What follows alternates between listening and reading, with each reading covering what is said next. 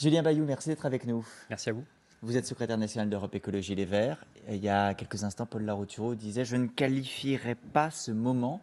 Comment vous qualifieriez-vous les images d'Emmanuel Macron sur le terrain cet après-midi? Écoutez, là, on est en plein dans la politique spectacle. Je note qu'il y a des personnes qui ont remarqué que c'était ressemblé de près à une campagne électorale. Moi, je dirais qu'on a l'habitude de voir le président Macron marquer des buts contre le service public hospitalier.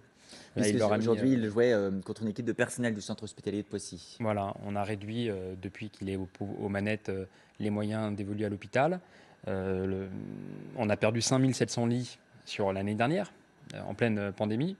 Et je tiens, par la présente, à apporter tout mon soutien à nouveau aux sages-femmes qui se mobilisent pour plus de moyens pour elles, mais aussi plus de moyens humains, parce qu'on a une perte d'effectifs due au fait de traiter les hôpitaux et la santé comme une marchandise. Mais c'était un match de charité pour la bonne cause. Yannick bien. Jadot, Et candidat, en fait, il ne le ferait pas, par exemple, votre candidat à vous, à la présidentielle? La question, c'est que la santé mérite mieux que la charité. C'est-à-dire que, bon, je veux dire, c'est très bien, évidemment, les pièges jaunes, c'est une belle œuvre. Il n'y a pas de difficulté là-dessus. Mais les services publics, c'est pas la charité. Vous voyez, quand on a dit qu'il fallait applaudir les soignants et les soignantes et qu'à la fin, on leur offre une médaille, alors que l'enjeu, c'est la revalorisation et c'est le fait de pouvoir les soutenir dans leur action au quotidien, on est très très loin du compte. Et c'est vrai que pour nous, écologistes, les services publics, c'est absolument fondamental. Et la droite, certains socialistes et ce gouvernement Macron se sont succédés pour les fragiliser, les éloigner. Je pense aux maternités, par exemple. Les maternités qui ferment parce qu'elles sont trop petites. Eh bien, en fait, c'est des difficultés toujours plus grandes pour les parents et en particulier pour les femmes. Mais par exemple, vous, toutes les maternités fermées ces dernières années, si vous êtes au pouvoir, les Verts, l'année prochaine, vous rouvrez tout ça? Oui, il n'est pas question de continuer à fermer des Ah, maternités. c'est pas la même chose de ne pas continuer à fermer et de rouvrir, parce que pour ouvrir, il faut un budget colossal. Eh ben, je vous confirme qu'il y a un enjeu de redynamiser ces territoires dans beaucoup d'endroits, en particulier les zones rurales, mais également les quartiers populaires en zone périurbaine. On a, que ce soit la culture, la gendarmerie, les services publics, qui s'éloignent.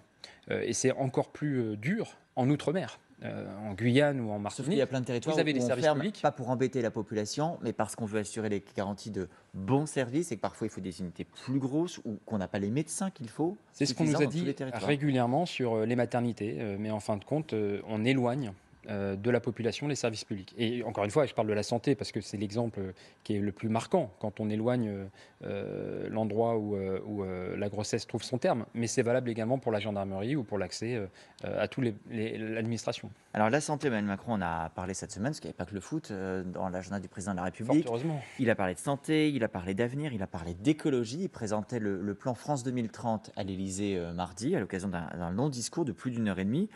Il a fait aussi des annonces sur les énergies renouvelables, qui est un sujet qui vous tient à cœur. Il a annoncé 500 millions d'euros pour les énergies vertes, 4 milliards pour les transports, l'objectif de produire 2 millions de voitures électriques et hybrides d'ici à 2030. Est-ce que tout ça, vous dites bravo, on applaudit et on poursuivra cet élan si on en arrive au pouvoir? Là-dedans, il y a que des discours. En fait, vous avez Ah bah, faut les discours avant les actes. vous avez chiffré des sommes incroyables Mhm. qui ne se retrouvent pas au budget. C'est-à-dire qu'à l'Assemblée, en ce moment, Parce que c'est c'est le un budget. plan jusqu'à 2030. C'est un plan Ça de candidat. s'étalera jusqu'à C'est un plan de 2030. candidat. Moi, j'aurais aimé que le président Macron tienne ne serait-ce que le quart des promesses qu'il avait faites en tant que candidat. La sortie des pesticides, par exemple, et du glyphosate. Qu'il a engagé. Il a au contraire réintroduit des pesticides tueurs d'abeilles comme les néonicotinoïdes. En fait, on a un président qui est dans une fuite en avant et qui est le président finalement de l'agitation pour ne rien changer, au service de la finance. Et on l'a vu, des baisses d'impôts pour les plus riches qui ne servent en rien l'emploi ou les revenus des classes moyennes. Mais quand vous dites fuite en avant, Je le pense au président de la nucléaire. République, il ne faut pas qu'il pense à 2030 et qu'il nous parle de ce qu'on va faire de la France dans les années qui viennent. C'est pas son rôle justement de se projeter vers l'avant. C'est pas forcément une Je fuite pense de se projeter. au nucléaire. On nous a annoncé 6 mini-centrales. Alors pourquoi 6? Qui a décidé? Hein, pourquoi pas Ce qu'on 20? appelle les SMR, les mini-réacteurs, SMR. moins puissants, plus petits, plus faciles à installer. Nous dit-on. Ça n'existe pas. Il n'y a pas un seul pays qui en a fourni un prototype.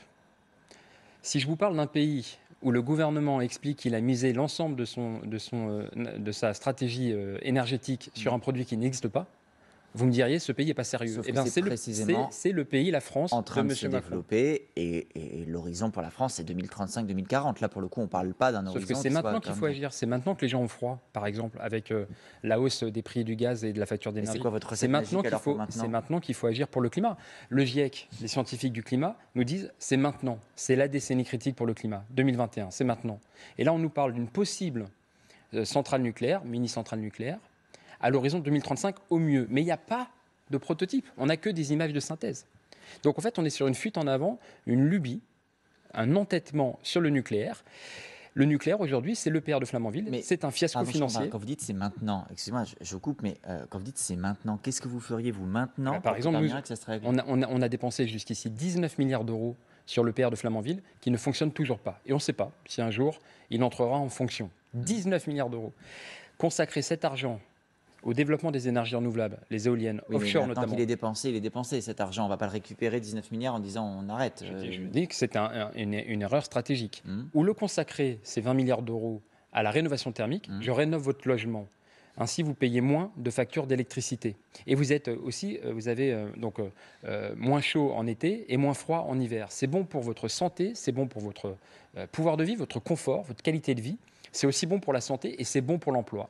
C'est Mais- bon pour le climat, pour l'emploi, pour la Mais santé. Julien Bayou, il y a les Voilà ce que besoins nous qu'on a. proposons. Il y a les besoins qu'on a aujourd'hui en électricité. Et si j'ai bien écouté ce que disent les écologistes, alors vous allez me préciser peut-être votre pensée, on dit qu'il faut arrêter par exemple avec le diesel, avec les voitures thermiques. Mais si demain on roule tous à la voiture électrique, on aura besoin d'électricité. Comment est-ce qu'on fait si on ne fait pas le PR, si on ne développe pas le nucléaire, si on ne fait pas le L'enjeu, CSMR? c'est d'anticiper.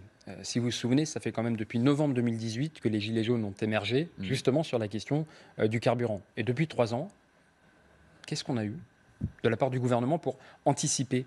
C'est pas nouveau que les prix de l'énergie puissent augmenter. On a quand même des objectifs très clairs sur la fin de la voiture thermique et le lancement de filières de voitures électriques. Quand Emmanuel Macron il dit on veut produire 2 millions de voitures électriques et hybrides d'ici à 2030, c'est un objectif qui est très clair. Un objectif qui concerne un candidat qui brigue un deuxième mandat. Mais qu'a-t-il fait pendant ce premier mandat? Rien, si ce n'est favoriser ou laisser faire des délocalisations. Avec Yannick Jadot, nous voulons réindustrialiser, relocaliser la production et engager cette transition écologique qui est bonne pour le climat, bonne pour l'emploi et bonne pour le Alors, pouvoir de vivre. en Le attendant, porte-monnaie, si vous voulez. aujourd'hui, il y a quand même un souci de porte-monnaie qui est lié au prix à la pompe pour le Parce qu'on n'a pas gasoil anticipé. et pour Parce l'essence. qu'on n'a pas Je anticipé. voudrais juste vous montrer les chiffres pour qu'on sache de quoi on parle. Le samplon, comme le gasoil, ont augmenté d'une grosse trentaine de centimes en un an. On est à des niveaux qui ne sont pas complètement records, mais qui sont quand même très hauts. Ce matin, le chef de l'État a fait une promesse à l'occasion d'un déplacement. On écoute. Il y a une action que nous menons sur le plan diplomatique et international pour essayer de décontraindre ces prix. 2, il y a une action de court terme qui est en effet d'accompagnement des ménages. Et le gouvernement y travaille et aura dans les prochains jours à compléter sa réponse en fonction de l'évolution pour ne laisser personne dans le désarroi.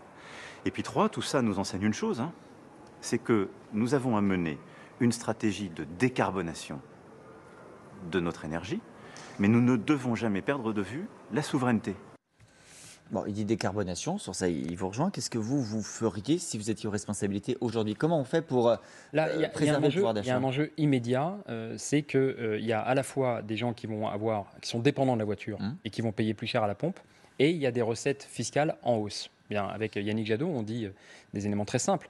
Toutes les recettes, les excédents, la cagnotte dont on nous parle sur le fait que l'activité reprend plus fort que prévu, ça génère des recettes fiscales, elles doivent être intégralement affectées à soulager les personnes qui sont dépendantes de la voiture. L'idée n'est pas de remplacer toutes les voitures thermiques par des voitures électriques, on ne s'en sortira pas. L'idée, c'est d'être moins dépendant à la voiture et ainsi pouvoir profiter, covoiturage, transport en commun. C'est pas possible partout, mais là où c'est possible, développer le train, développer les tramways, développer les bus. Il y a beaucoup de départements où il n'y a plus vraiment de services de transport interurbain. Ça, c'est un enjeu Mais de quand on transition habite écologique. loin d'une agglomération, qu'on est à la campagne, qu'on est en zone périurbaine lointaine, vous nous dites très bien, continuez à utiliser votre voiture. Ça, c'est un modèle qui vous convient. Mais on peut réduire la place de la voiture, la dépendance à la voiture, là où c'est possible, en ville et alentour. C'est tout l'objet des zones à faible émission, parce qu'il y a un enjeu de santé à réduire la place de la voiture, et notamment le thermique. Enjeu de santé, parce que c'est de la pollution.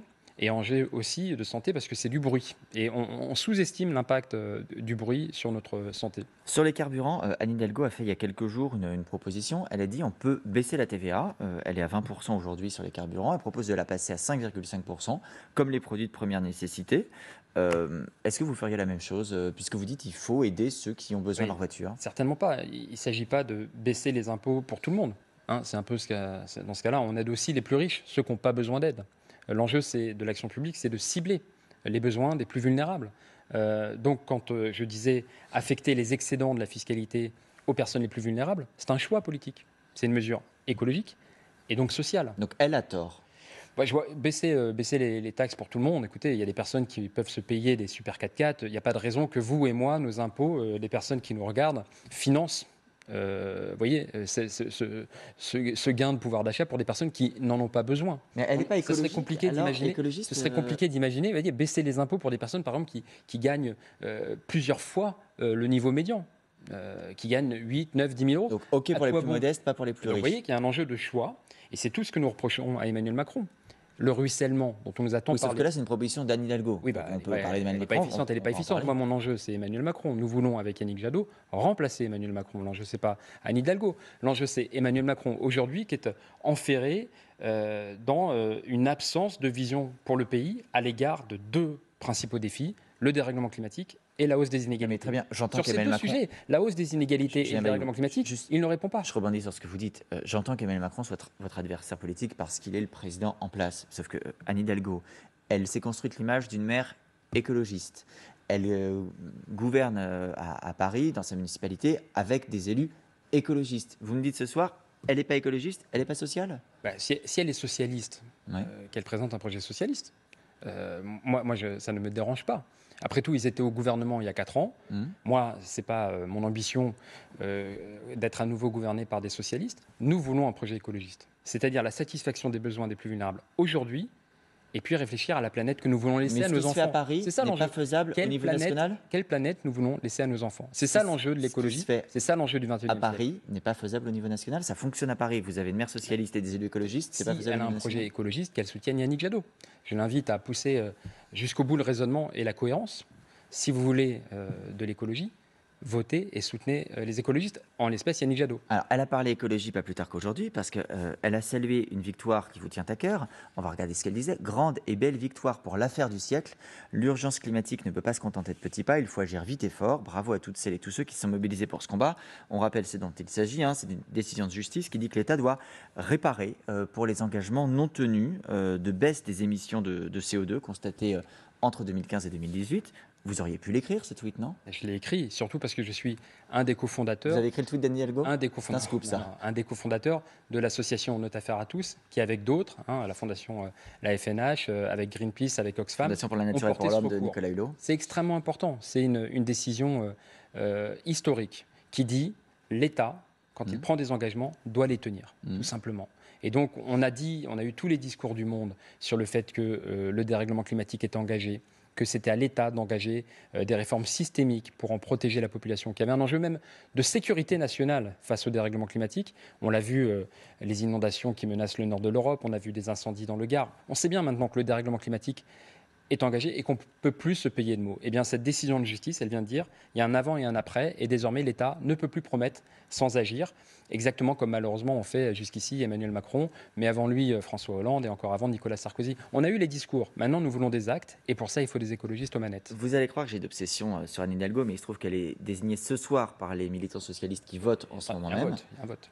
Oui, vous êtes en train de me dire qu'Anne Hidalgo ne sera pas la candidate des socialistes? Non, mais il y a un vote, je respecte. Non, si vous avez les pronostics politiques, ça m'intéresse de les entendre. Notre primaire, c'était un beau succès et je remercie les autres forces d'avoir respecté ce temps important. D'ailleurs, LCI a contribué au fait que les débats de cette primaire ouverte puissent comme ça permettre à beaucoup de Françaises et de Français s'intéresser à l'écologie. Les socialistes sont en train de désigner leur candidat ou candidate. A priori, ça sera une candidate socialiste. Bon, dont acte. Dont acte, mais vous êtes quand même en train de commencer à lui faire les poches dans le monde. Dans le monde, un ancien conseiller de Martine Aubry, qui n'est pas n'importe qui, François Lamy, alors qui n'est pas énormément connu du grand public, mais qui a joué un rôle très important au sein du Parti socialiste pendant des années, dit depuis plusieurs mois, j'écoute Yannick Jadot, je me suis aperçu que je n'avais aucun désaccord avec lui. Le candidat de la sociale écologie, c'est lui. Votre stratégie, c'est débaucher au PS pour renforcer Yannick Jadot? Non, non, c'est certainement pas. Il n'y a pas de stratégie de débauchage ou quoi. Je discutais avec François Lamy encore hier, et il me disait que justement, il avait été marqué par le discours des écologistes sur les services publics, hein, en tant que homme de gauche, évidemment, ça lui parle, et également sur la réindustrialisation. Le premier déplacement de Yannick Jadot, nous étions ensemble, c'était à Féropem, en Savoie. C'est une énième histoire d'usine qui est menacée de délocalisation, 327 familles dans un territoire en difficulté. Et là, c'est pour produire du silicium, c'est-à-dire en gros le matériau de base pour les panneaux photovoltaïques. Si on veut faire la transition écologique, il faut garder cette usine. Et jamais on entend le gouvernement. Alors il nous parle de 2030, mais quand il s'agit maintenant de lutter contre la désindustrialisation, eh bien il n'y a plus personne.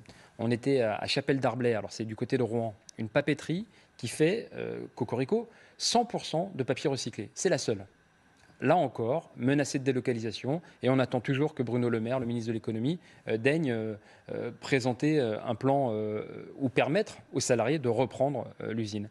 La raffinerie à Grand Puy, en Seine-et-Marne. Je pourrais continuer longtemps. Je vois ça parce que vous savez quoi, je suis en train de me dire, Europe Écologie Les Verts, finalement, et Yannick Jadot, si je vous écoute, c'est le parti de la réindustrialisation. Moi, je croyais que ça, c'était Arnaud Montebourg et Fabien Roussel. Vous êtes d'accord avec Arnaud Montebourg et Fabien Roussel, il faut réindustrialiser la France? Ouais, le problème, c'est qu'Arnaud Montebourg, il était au gouvernement et il a laissé faire des délocalisations. Donc, je pense que son échec est consommé. Si on veut organiser vous ne pourrez pas cette travailler avec lui transition, demain. Vous n'avez pas d'accord de fond, de convergence? je pense que Arnaud Montebourg fut un temps été pro-européen, désormais il est du côté de la Pologne qui veut pouvoir rompre avec les acquis de l'Union européenne, notamment je pense à la Convention européenne des droits de l'homme, au droit de la défense, au droit à un procès équitable. Pour nous c'est absolument fondamental, c'est l'habeas corpus, c'est à l'Europe qu'on doit aussi cette protection. On pourrait parler de la protection à l'égard de la qualité de l'air ou de la qualité des rivières. Pour nous évidemment, Europe Écologie Les Verts, nous sommes pro-européens. Il y a bien sûr un enjeu à changer la manière dont l'Europe peut fonctionner, mais certainement pas à la quitter. Et je me désespère de voir autant de candidats du Frexit comme ça sortir sur des lubies plus ou moins souverainistes. Donc c'est non pour Montebourg et pour Roussel, les communistes, il y a des points de convergence avec les communistes? Mais ce que je disais, c'était donc François Lamy, Ouais. socialiste ou ancien socialiste, donc qui rejoint la campagne de Yannick Jadot, me disait service public et eh bien, la réindustrialisation, parce que c'est le croisement finalement entre l'objectif de transition écologique, où est-ce que nous voulons amener le pays à 30 ans, la lutte contre le dérèglement climatique, et puis l'action immédiate pour préserver ses emplois, sauver ses territoires et presque cette indépendance stratégique. Quand on fait nous-mêmes le silicium, eh bien, on est moins dépendant des importations de la Chine, évidemment. Julien Bayou, très bien, vous avez des idées, c'est incontestable, comme vous le disiez, on l'a vu pendant les débats LCI. Quand on regarde les enquêtes d'opinion, alors moi je suis le premier à dire ça vaut que ce que ça vaut, c'est une photographie à l'instant T, c'est pas prédictif pour le résultat du scrutin. Mais il y a quand même une réalité, c'est qu'à l'instant T, Emmanuel Macron est très largement en tête, que Marine Le Pen et Éric Zemmour, comme Xavier Bertrand, occupent les places derrière, donc la droite et l'extrême droite au sens très large, et la gauche sur ce tableau, les gauches, sont en bas de tableau. Quelle que soit l'option, que ce soit Xavier Bertrand, Valérie Pécresse, Michel Barnier, on a toujours Jean-Luc Mélenchon, Yannick Jadot et Anne Hidalgo en bas de tableau. Qu'est-ce que ça nous dit? Est-ce que ça ne nous dit pas que la gauche est déjà disqualifiée pour l'année prochaine? Non, parce qu'à ce stade des élections, il me semble qu'il y a 5 ans ou il y a 10 ans, on était sur Alain Juppé certainement et peut-être Nicolas Sarkozy réélu. Oui, mais François Fillon a fini, vous voyez, quand même troisième homme de la présidentielle. Il n'était pas septième du classement. Aujourd'hui, il n'y a que 3 grands projets sur la table et tous les autres qui tournent autour. Il y a le passé, le présent, l'avenir. Le passé, c'est l'extrême droite qui fantasme l'Algérie française ou la France coloniale, le franc et les femmes à la maison, pour aller vite, un passé fantasmé. Il y a le présent, Emmanuel Macron qui s'agite, mais finalement c'est toujours au service de la finance ou des plus riches, et pas certainement des pouvoirs publics ou des soignants. Et puis l'avenir, la lutte contre le dérèglement climatique et les inégalités. Et ça, c'est l'écologie. Et vous voyez que toutes les autres forces, par exemple la droite, vous en parliez sur le plateau avant mon arrivée, la droite ne sait pas très bien si elle doit se ranger derrière Emmanuel Macron ou finalement derrière l'extrême droite. Toutes les autres forces sont en train de réfléchir comme vous l'avez fait avec votre et de primaire. se positionner vis-à-vis de ces 3 grands projets qui sont sur la table, qui recoupent en gros les réactionnaires, les conservateurs et les progressistes. Aujourd'hui, le progrès, l'avenir, c'est l'écologie. Mais Il n'y a que nous qui avons les pieds sur terre. l'avenir, c'est aussi les socialistes et les mélenchonistes ou pas? Ou c'est uniquement l'écologie, puis Mélenchon et Hidalgo, c'est rien? Je pense qu'ils sont en train de verdir leurs actes. Moi, je les appelle à prolonger le raisonnement. Si vous voulez des écologistes, il faut soutenir les écologistes et donc Yannick Jadot. Mais donc, quand vous voyez Anne Hidalgo à 4%, vous lui dites ce soir, Anne, rejoins-nous. Ah ben, elle est à peine désignée. Moi, je n'interfère pas dans les affaires internes des socialistes. Ils sont en train de faire leur désignation. Elle présentera un projet socialiste. Eh bien, c'est une bonne chose. Vous voyez, enfin, et si Montebourg, qui veut présenter un projet remontada, dont j'ai pas encore très bien compris les contours, hein, je vous avoue. Mais enfin, oui bien, allez-y. Il y a pas de... Yannick Jadot a été désigné à l'issue d'une primaire. On a effectivement sur LCI vu les débats face à Sandrine Rousseau au deuxième tour. Ça va mieux avec Sandrine Rousseau? Oui, oui, bien sûr, bien sûr. C'était une belle primaire qui s'est traduite par... Mais c'était une moins belle victoire. Elle a eu un petit peu de mal à digérer. C'était serré. 2000 voix, c'est toujours très serré chez les écologistes. On a eu 4 quarts, si vous voulez. Hein, Delphine Batho, Éric Piolle, Yannick Jadot, Sandrine Rousseau qui sont arrivés pas dans un mouchoir de poche, mais assez proches. Et puis au final, effectivement, 51-49, un très beau score pour Sandrine Rousseau, mais c'est Yannick Jadot qui est arrivé devant. Vous l'avez recadré quand elle a exprimé quelques divergences avec Yannick Jadot, qu'elle n'a pas été tout de suite immédiatement dans le soutien du vainqueur? Non, mais très vite, ça s'est arrangé, évidemment. On est toutes et tous derrière Yannick Jadot, en soutien. On est en train d'organiser la campagne, les prochaines séquences, où on veut beaucoup insister sur ces aspects de pouvoir de vivre, de porte-monnaie, hein, face à la facture d'énergie qui flambe. Et vous êtes convaincu qu'elle fera la campagne jusqu'au bout aux côtés de Yannick Jadot? Elle s'y est engagée. Il y a, bien sûr, elle a toute sa place dans le dispositif. Elle fera quoi dans ce dispositif? En particulier, peser sur les questions de lutte contre les discriminations pour une égalité réelle, disons le mot, une égalité, hein, c'est la devise républicaine, l'égalité. On en est loin aujourd'hui, malheureusement. Et donc on est en campagne, voilà, la primaire est derrière donc nous. Tout va bien. Quand on regarde, là, ce qu'elle tweetait, ça peut paraître anecdotique, mais quand même, moi, ça m'interroge. Elle dit, je pose là un pronostic. Jamais dans une élection présidentielle, il y aurait eu autant de femmes sur la ligne de départ. À la fin, il pourrait n'en rester aucune. Bon, il me semble qu'il y a quand même Marine Le Pen candidate, mais je ne sais pas quelle est son analyse. Et que des hommes en lice, tous très légitimes bien sûr. On sent qu'il y a un petit peu d'ironie. Je comprends pas. Elle est en train de nous dire que Yannick Jadot n'est pas légitime parce que c'est un homme? Non, je crois qu'elle est en train de dire que Yannick Jadot n'est pas une femme. D'accord. Voilà. Mais ça, a priori, l'info, on l'avait. Voilà, c'est ça. Oui, donc c'est un tweet qui sert à rien. Ok. Vous avez fait campagne, vous disiez, et vous accélérez. Il y a une affiche de campagne qui a été dévoilée aujourd'hui par Mathilde Guénégan pour TF1 LCI. Bon, c'est du vert, ça ne va pas nous surprendre, ces tendances. Les écologistes, l'écologie pour agir. Le vert, vous l'êtes fait piquer aussi il y a quelques semaines par Marine Le Pen, hein, qui elle lançait sa campagne sur un fond vert, mais avec Liberté Chérie. Au-delà du clin d'œil, qu'est-ce que ça change? Ça veut dire que l'affiche est partie, la campagne est partie, c'est maintenant le temps de l'accélération? Ça y est, c'est lancé ou pas? Oui, c'est lancé, mais je vous dis, on avait démarré un premier déplacement en Savoie sur le sujet de cette usine qui est menacée de délocalisation.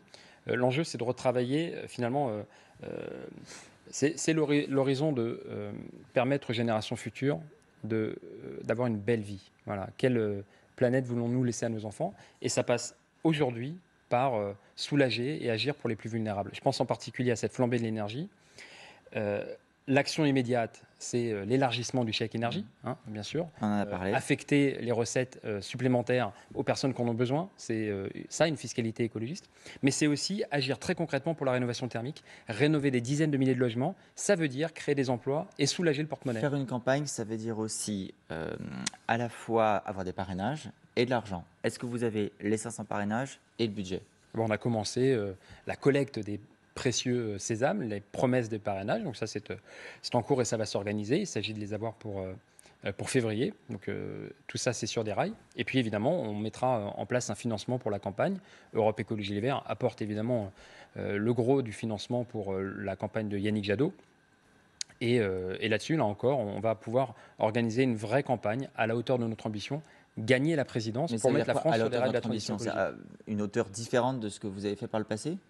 Oui, les dernières campagnes, on était aux alentours, alors on ne peut pas rentrer forcément dans les détails là-dessus, mais on était aux alentours de 2 millions d'euros. Là, il s'agirait de faire une campagne 5 à 6 fois plus ambitieuse, parce que l'enjeu, encore une fois, c'est de remplacer Emmanuel Macron. Vous savez qu'il promettait, si on reprend Liberté... Donc ça veut dire 8-10 millions d'euros de budget pour Oui, absolument, bien sûr. Ça s'est jamais vu pour une campagne écologiste. Une vraie campagne, nous visons d'être qualifiés pour le second tour et de l'emporter. Ça, il y a une telle urgence. Si on prend liberté, égalité et fraternité, sur ces 3 piliers, Emmanuel Macron, il a déçu, il a renoncé. Les libertés reculent, en particulier menace sur la liberté de la presse. L'égalité, elle s'effondre quand on aide plus les riches que les personnes qui sont aux APL ou les personnes en situation de handicap. Le gouvernement a encore refusé de déconjugaliser les aides au handicap, ou d'appliquer la loi de 2005. Et puis la fraternité. Aujourd'hui, le rôle de la police, est-ce que c'est vraiment de chasser les migrants, de les repousser toujours un peu plus loin, y compris en leur confisquant les tentes et en les lacérant? On est très loin du discours humaniste d'Emmanuel Macron, le candidat en 2016. Ce sont les écologistes aujourd'hui, Une question les sur la progressistes police, et les humanistes. Julien Bayou, parce que ça a beaucoup été commenté ces dernières heures.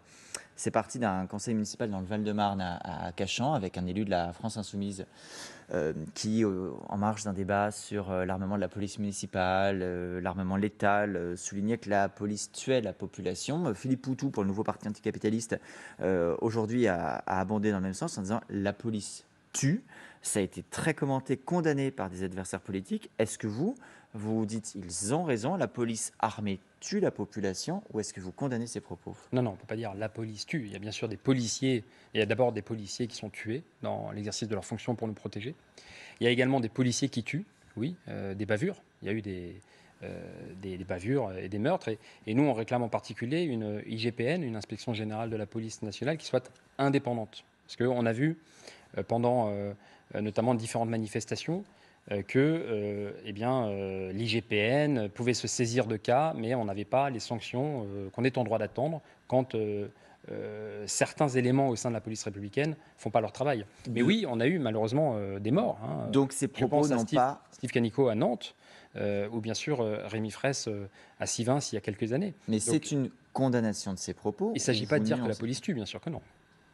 Bien sûr que non. Par contre, je vous assure que réduire les armes létales dans ce pays ferait beaucoup de bien. En fait, on a plutôt un besoin, c'est ce qu'on nous enseigne, la stratégie de maintien de l'ordre en Allemagne, notamment en Angleterre, un besoin de désescalade. Et finalement, confier des armes létales aux policiers n'est pas la meilleure manière de favoriser cette désescalade. Mais donc Yannick Jadot, président, on désarmera les policiers?